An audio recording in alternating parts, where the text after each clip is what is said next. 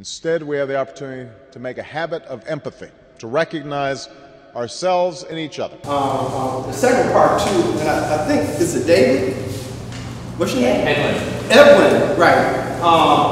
He talks about the word empathy.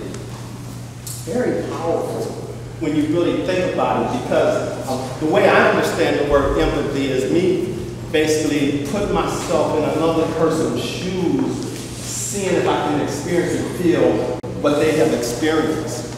And that's what this is about. And so again, you know, I think this represents that biggest component of this movement, and that is we're understanding each other's issues and working together to try to bring about some form of change.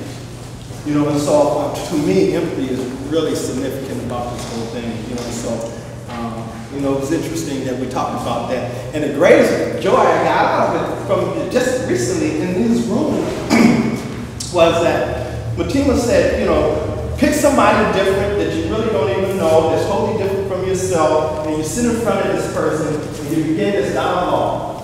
You know what I'm saying? I'm an African-American man, somewhat raised up in the hood, got a whole different outlook on life and walk.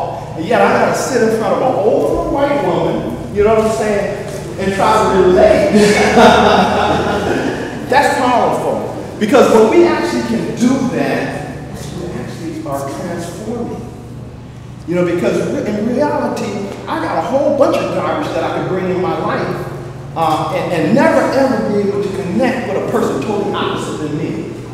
But when we begin to shed that, changes take place.